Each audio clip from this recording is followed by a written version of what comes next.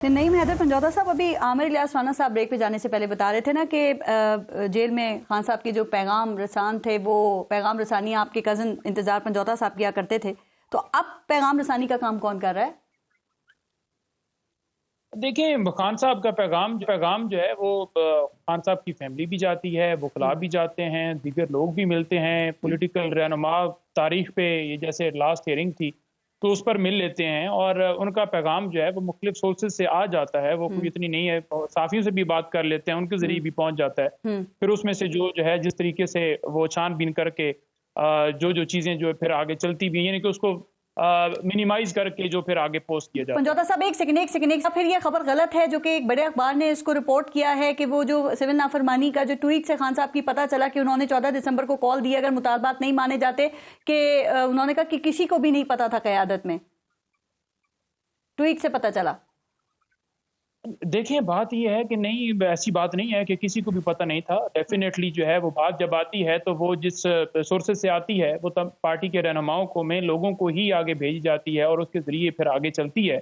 ये एक बात सिर्फ प्रोपेगेंडा बनाया जाता है। आप देखें कि कोई भी ऐसा फैसला जो खान साहब ने किया हो तो पाकिस्तान तहरीक इंसाफ के किसी रहनुमा ने उसे रिजेक्ट किया हो। मुशावरत जरूर खान साहब करते हैं, किसी भी मामले के ऊपर मुशावरत मांगते हैं।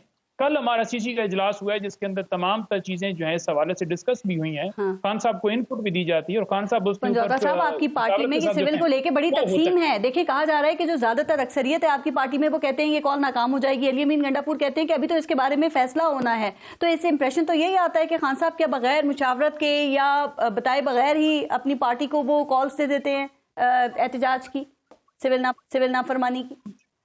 नहीं, ऐसी कोई बात नहीं है। खान साहब के साथ मुशावरत, खान साहब जो मैसेज भेजते हैं मुशावरत के साथ खान साहब को उसके ऊपर राय दी जाती है और खान साहब का जो फिर फैसला होता है उसको मनोअन तस्लीम किया जाता है और उसके ऊपर इम्प्लीमेंटेशन की जाती है। अब खान साहब ने 5 रुकनी जो कमेटी बनाई है, देखें हमने तो आज भी उमर अयूब साहब ने प्रेस टॉक की, उसमें बड़ी उन्होंने खुली बात की। उन्होंने कहा कि हमारे दरवाजे खुले हैं, हमारे मुतालबात बड़े जेन्युइन हैं कि कमीशन बना दिया जाए 26 पे और 9 मई पे, और सेकंड जो है वो तमाम सियासी कैदियों की रिहाई की जाए।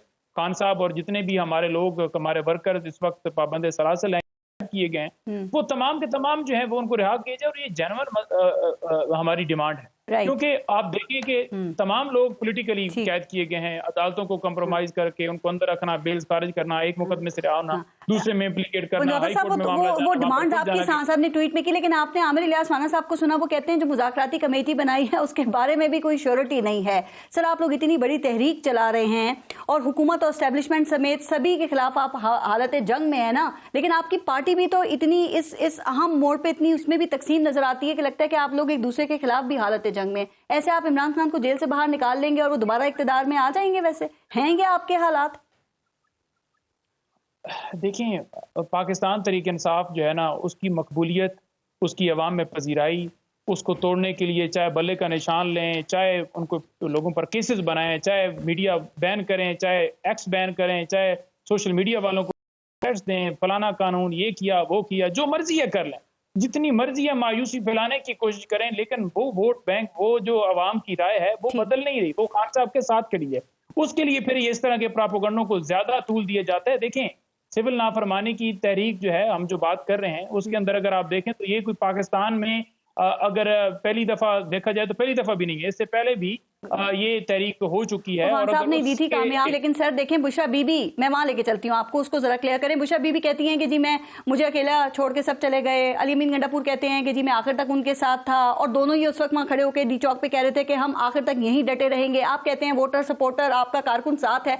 मुझे ये बताइए, इस सबके बाद वो भरोसा करके फिर निकलेंगे आपके लिए? देखें, ये हमेशा कहा गया कि इस दफा नहीं निकलेंगे, ये हमेशा कहा गया कि अब केसेस बना दिए तो नहीं निकलेंगे, दफा 144 लगा दिए तो नहीं निकलेंगे, हो गए तो शायद बंदे पीछे हट जाए। लोगों ने तो शहीद हुए हैं हमारे, और जो फोकस है वो इस पे बात पे ज्यादा किया जाए कि गोली किसने चलाई, क्यों चलाई, सीसीटीवी फुटेजेस रिलीज की जाए, जो किरदार हैं उनको कड़ी सजा दी जाए। लेकिन आपके पास जमहूरियत के अंदर एक ही रास्ता होता है, वो ये होता है कि आप अदालतों से रजू करें, आप एहतजाज के जरिए जो आपके मुल्क के अंदर जुल्म हो रहा है आवाज उठाएं।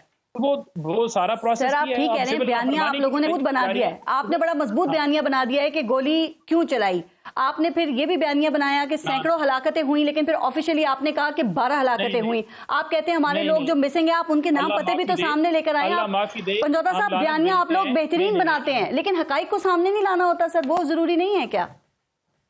देखें, हकाइक को ही लाना जरूरी होता है, और ये बड़ी गलत बात है कि हम बयानिया बना रहे हैं। मैं आपको हल्फन कहता हूं कि हमारे लोग शहीद हुए हैं और उनके जनाजे पड़े गए हैं, उनके घरों में हमारे एमपीज एमएनएस जा रहे हैं। वीडियोस हमारी सोशल मीडिया टीम ने तमाम अकाउंट्स के ऊपर शेयर किए हैं। हम एप्लीकेशन देने भी जा रहे हैं, हम हाई कोर्ट में भी जाएंगे, हम जुडिशल कमीशन की तरफ भी जा रहे हैं, और हर जगह पर हम अपना मुकदमा लड़ेंगे। हमारे पास तमाम रिकॉर्ड मौजूद है, और जिसको नजर नहीं आता वो बेशक यही कहता रहे कि यही सब रिकॉर्ड वो हकाइक आप सामने ले आए। मैं आपसे ये नहीं कह रही कि आप गलत कह रहे हैं, लेकिन आप पहले सैकड़ों हलाकतों की बात कर रहे थे, फिर पीटीआई ने 12 ऑफिशियली जो है वो कंफर्म की। अब आप मिसिंग पर्संस की तादाद भी बहुत ज्यादा बता रहे हैं, तो कम से कम उनके नाम पते वगैरह तो सामने लेकर आए ना।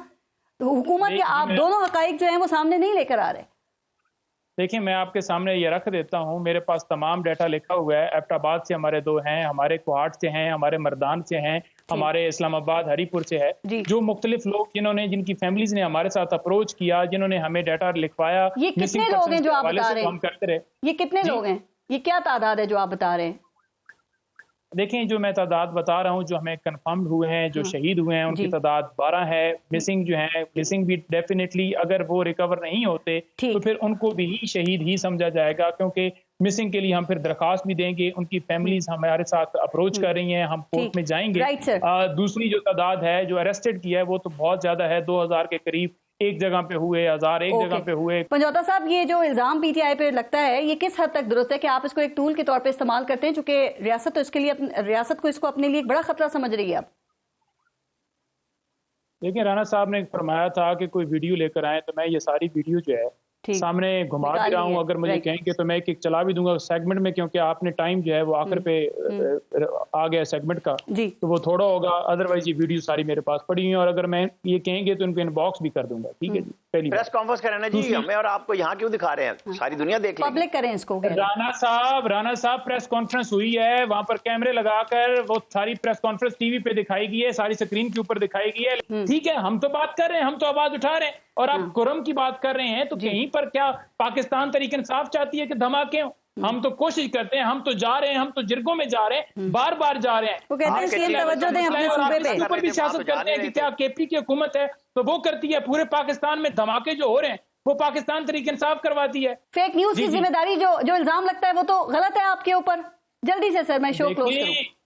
देखें, फेक न्यूज एक फातिहा पढ़ा गया मरी के अंदर, वो उसके ऊपर उसके दोस्त थे, स्टूडेंट्स आए हुए थे, तो वो तस्वीर लगाकर कहा जा रहा है कि ये फेक न्यूज वाले हम पकड़ रहे हैं। अगर इस तरह की फेक न्यूज है कि कोई जनाजे पे बैठा हुआ है वो तस्वीर लगाता है, तो फिर मेरा ख्याल में फिर मैं इसका क्या जवाब नहीं। मैं पंजौता साहब, आमिर इलियास गाजी साहब, बहुत बहुत शुक्रिया आप सबका प्रोग्राम में शिरकत के लिए। अपना और अपने मुल्क का ख्याल रखिए।